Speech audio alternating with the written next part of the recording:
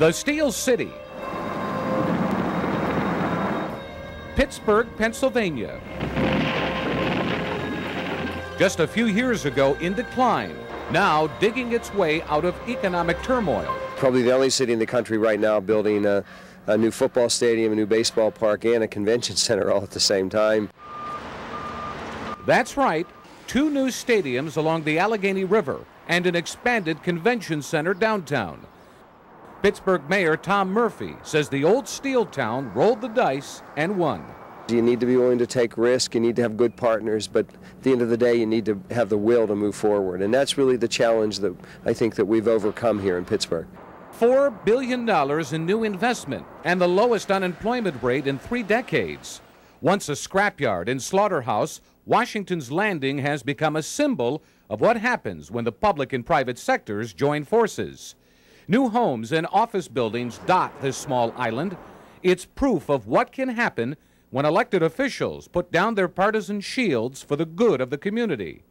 Both Mayor Murphy, a Democrat, and newly elected Allegheny County Executive Jim Roddy, a Republican, have become somewhat of a dynamic duo. We meet almost every day. Roddy considers himself a businessman who dabbles in politics. He says Pittsburgh has fought hard to survive the tough economic blows of the 1970s. The once booming steel industry died, almost taking the city 6 feet under. Today, there's a new generation of jobs thanks to an exploding high-tech industry. 115,000 technology jobs now, 12% of our workforce, 18% of our payroll.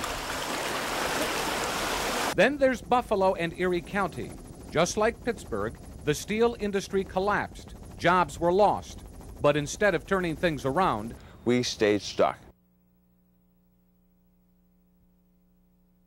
We stayed stuck.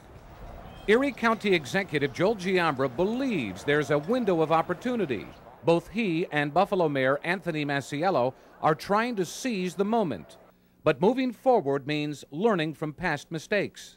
In the 60s and the 70s, they made decisions that put, Wilson Stadium in Orchard Park, they put the university in Amherst, and, those things have hurt us. They've haunted us. Most would agree that those kinds of mistakes threw the city into a tailspin. Today, Buffalo is faced with new challenges, convincing businesses to build here and college graduates to stay.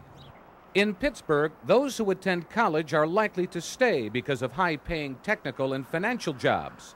Here in Buffalo, the kids get a good education and leave. And it's been that way for decades. The status quo to me is a Latin term meaning it's all screwed up. We can't afford the status quo. We can't allow the status quo to continue if we're going to survive and move to the next economy. What lessons can Buffalo learn from Pittsburgh that will move us forward in this new millennium? You might be surprised.